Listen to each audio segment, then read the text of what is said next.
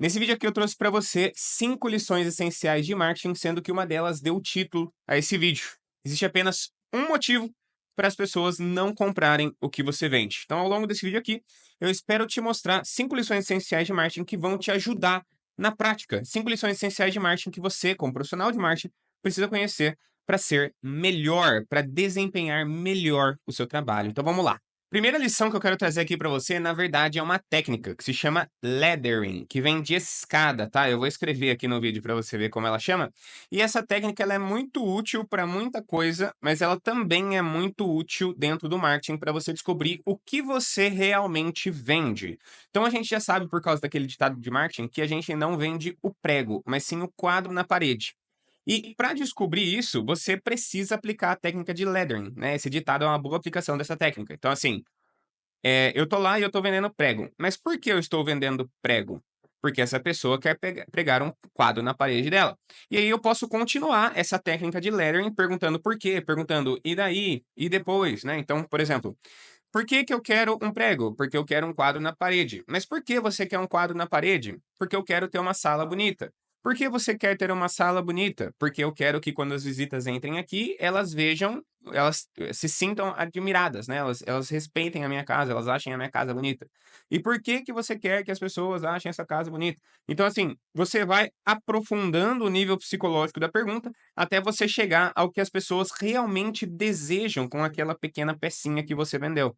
Então, isso é muito importante porque você provavelmente não vende tanto quanto poderia se você ainda não sabe qual desejo original o seu produto resolve. E para te dar ainda um outro exemplo, para deixar isso ainda mais claro, eu vou usar a própria sociedade do marketing como exemplo aqui, tá? Então, o que que a sociedade do marketing vende? A sociedade do marketing vende conhecimento sobre marketing baseado nos melhores livros e nos melhores autores da história do marketing. Por quê? Porque a gente acredita que essa é uma fonte segura, sólida, de conhecimento de marketing capaz de formar um profissional, um bom profissional de marketing. E daí? E daí que um bom profissional de marketing, ele precisa de um grande repertório teórico e prático a respeito do que realmente funciona no marketing. A gente acredita que, com o conhecimento dos livros, ele vai ser muito diferente daquele profissional que só aprendeu com curso online, com e-book, com outras ferramentas de educação, que não são principiológicas a respeito do marketing. E por que isso importa? Isso importa porque o dinheiro segue a inteligência. E as pessoas que tiverem mais inteligência para resolver problemas cada vez mais complexos dentro do marketing vão fazer mais dinheiro. E a gente acredita, todo mundo precisa ou quer dinheiro, porque a gente precisa garantir a nossa sobrevivência e até ostentar algum tipo de status. Então, essa foi a técnica lettering. E vamos para a nossa segunda lição essencial de marketing. A mensagem é mais importante do que o público-alvo. Então, se estiver numa reunião de marketing, você provavelmente vai enfrentar o seguinte mito, tá? Você vai enfrentar o mito de que é só a gente acertar o público que tudo vai começar a vender. E esse mito vem dessa crença de que as pessoas já querem o que você está vendendo e você só precisa encontrar onde elas estão. Isso é, em parte, verdade, porque algumas pessoas podem já querer o que você está vendendo, ou pode ser que seja obrigatório que elas precisem disso. Então, por exemplo, assim, você obrigatoriamente precisa de um advogado para você entrar na justiça, né? Você obrigatoriamente precisa ir até um médico para conseguir uma receita para um remédio. Então, existem esses casos. Mas o fato é que, para a maior parte das pessoas, esse desejo não é nem obrigatório e ele nem se manifesta de uma maneira tão intensa assim. Então, imagina só se eu, né, vendendo a sociedade do marketing, fosse atrás só de pessoas que já quisessem aprender marketing com os melhores livros, os melhores autores, eu tava lascado. Eu não vou achar muitas pessoas, porque eu estou criando esse desejo agora, né?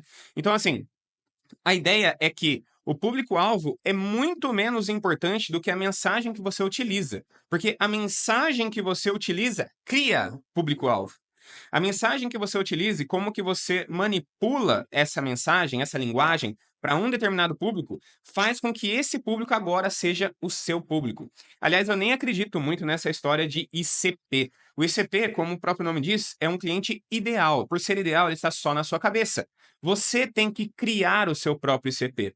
E claro que você pode pegar públicos que têm características semelhantes para você aglomerá-los e então fazer uma comunicação única. Mas não pense que só por mostrar o seu produto para o público certo, você vai começar a vender. Muitas empresas faliram porque elas acreditaram que elas só precisavam achar o público certo. E ao contrário, as empresas que mais deram certo foram as empresas que criaram mensagens que criaram uma demanda colossal pelo seu produto. Então você pode pegar, por exemplo, a história do bacon, né? Antigamente as pessoas não comiam bacon no café da manhã nos Estados Unidos, mas então com uma mensagem de marketing convincente, as pessoas começaram a acreditar que bacon era perfeito para o café da manhã, e então que bacon começou a ser muito mais consumido, tá? Então assim, muitas vezes você não vai ter um produto que é só você mostrar ele. É mais importante você se dedicar na construção de uma mensagem que transforma qualquer público no público certo para você. Terceira lição de marketing desse vídeo aqui. Existe apenas um motivo para alguém não comprar o que você vende. E para ilustrar isso, eu vou trazer uma situação bem didática. Imagina que você mudou para uma cidadezinha bem pequena e que nessa cidadezinha tem apenas uma provedora de internet. Então aí você vai até a lojinha lá dessa provedora e você vai sentar lá com o vendedor vai ser chato com você, ele vai olhar no celular, ele nem vai querer te atender, ele vai fazer cara feia porque você chegou.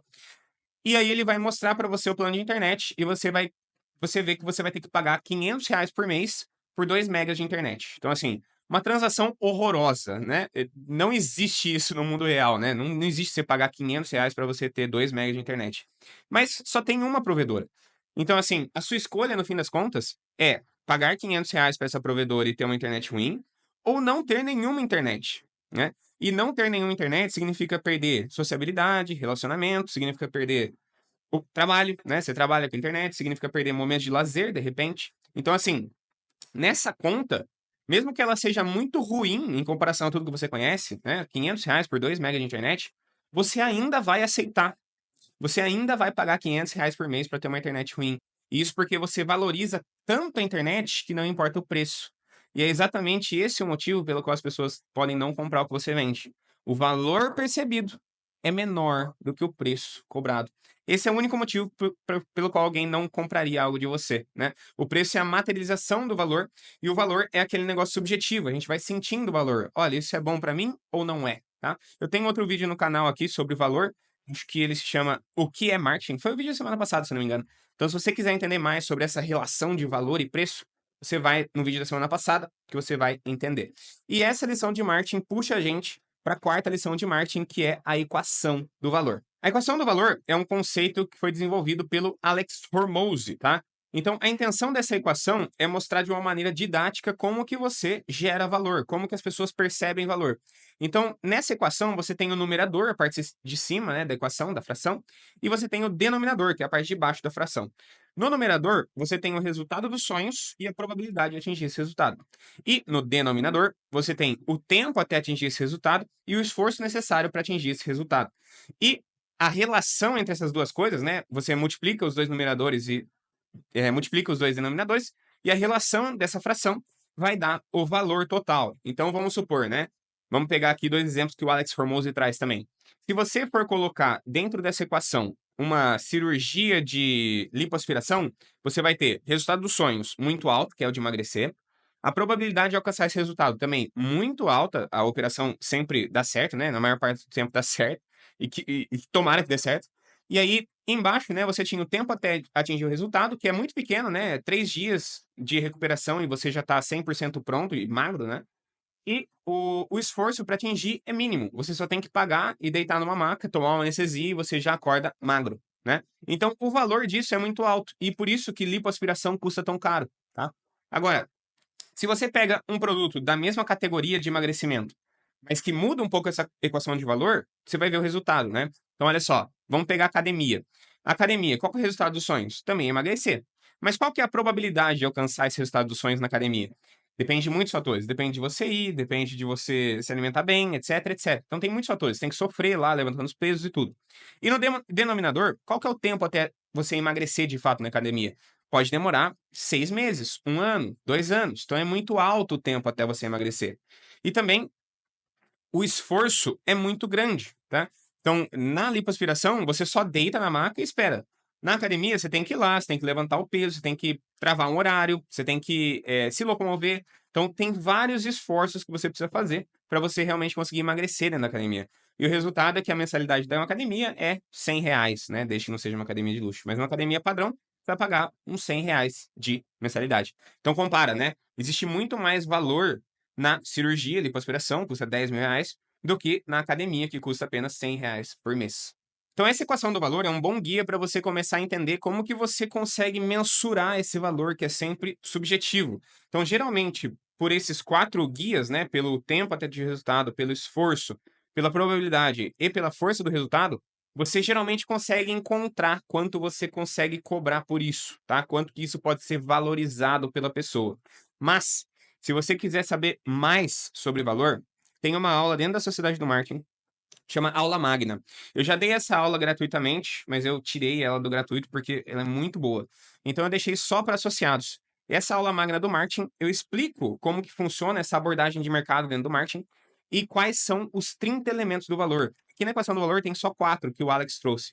Eu proponho para você que existem 30 elementos do valor, e isso baseado num artigo publicado na Harvard Business Review sobre os 30 elementos do valor, tá? Então, se você quiser entender mais sobre quais são os tipos de geração de valor, quais são os tipos de valor, como as pessoas percebem valor, é só você assistir essa aula magna lá dentro da Sociedade do Marketing. E a última lição que eu quero trazer aqui para você são os 5 graus de consciência do Eugene Schwartz, tá? O Eugene Schwartz foi um marqueteiro do século passado e ele categorizou esses 5 graus de consciência para que então a gente pudesse entender como se comunicar com cada pessoa que está dentro de um desses graus de consciência. Então, assim, uma nutricionista não pode vender um plano nutricional para uma pessoa que já fez 30 dietas, igual ela venderia para uma pessoa que não fez nenhuma dieta. Então, assim, se a pessoa não fez nenhuma dieta, ela tem um conhecimento mínimo a respeito de nutrição e de dietas, ela tem pouca experiência, ela não entrou em contato com outros nutricionistas, talvez. Então, vender para essa pessoa é muito diferente de vender para uma pessoa que já fez low carb, que já fez high carb, que já fez academia. Então, é muito diferente você vender para esses 2 tipos de pessoas. E isso acontece porque cada uma delas está num grau de consciência diferente. E cada grau de consciência exige um tipo de tom de mensagem e um tipo de mensagem, substância de mensagem mesmo, no fim das contas, tá? Então, aqui vão os 5 graus de consciência. Em primeiro lugar, a gente tem os mais conscientes, que são aquelas pessoas que só precisam de uma oferta para entrar, elas já entendem que o produto é importante, elas já querem, elas já desejam o resultado final, então elas só precisam de uma oferta direta, tá? Objetivo. Depois, né, ou melhor, antes dos mais conscientes, a gente tem os conscientes do produto. Então, as pessoas já entendem o que é e como funciona o produto, mas elas ainda precisam entender se aquele produto realmente é bom para elas. Antes, a gente tem as pessoas conscientes da solução. Então, a pessoa consciente da solução, ela já entende que ela precisa de algo, ela precisa comprar algo para que ela consiga alcançar aquele resultado que ela deseja. Então, o próximo passo é apresentar para ela o produto. E antes dos conscientes da solução, a gente tem os conscientes do problema. Ou seja, essa pessoa já reconheceu que existe um problema na vida dela e agora ela está procurando por uma solução. E, em último lugar, né, antes de tudo isso, a gente tem as pessoas que não estão, de maneira nenhuma, conscientes, são inconscientes. Então, elas nem sabem que elas têm um problema. Então, é aquela pessoa, por exemplo, que já não dorme direito há um mês e ela ainda não se tocou que ela pode estar sofrendo de insônia, tá? É aquela pessoa que se olha no espelho, mas não vê problema ainda em estar acima do peso. Então, às vezes, o marqueteiro também precisa despertar o problema para depois vender a solução, para depois mostrar como um produto entrega essa solução e para depois, então, fazer uma oferta para que essa pessoa compre, tá? Então, esses são os 5 graus de consciência, segundo o Gene Schwartz. E a pergunta fundamental que norteia esses 5 graus de consciência, então, por exemplo, como que eu sei em que grau de consciência a minha persona, né, o meu público está? Você tem que sempre se fazer a pergunta: o que o meu público já sabe? Quando você faz essa pergunta, você entende o que ele sabe a respeito do produto, o que ele sabe a respeito do problema, o que ele sabe a respeito da solução, o que ele sabe sobre as ofertas passadas que você fez, o que ele sabe sobre outros concorrentes seus que já fizeram oferta para ele. Então, assim, essa pergunta é o que diz para você em qual grau de consciência o seu público-alvo está. O que o seu público já sabe. Então, essas foram as 5 lições essenciais de marketing que eu separei para você nesse vídeo. E se você quiser acesso a um conteúdo ainda mais profundo e ainda mais principiológico a respeito de marketing, convido você a fazer parte da Sociedade do Marketing, onde eu estou didatizando toda a bibliografia relevante de marketing do mundo, tá? Eu estou colocando todo o conhecimento que já foi produzido sobre marketing dentro da Sociedade do Marketing e eu convido você a fazer parte disso. Eu vou colocar o link aqui na descrição e depois que você fizer a sua associação, é só marcar o seu onboarding para a gente conversar. Até mais!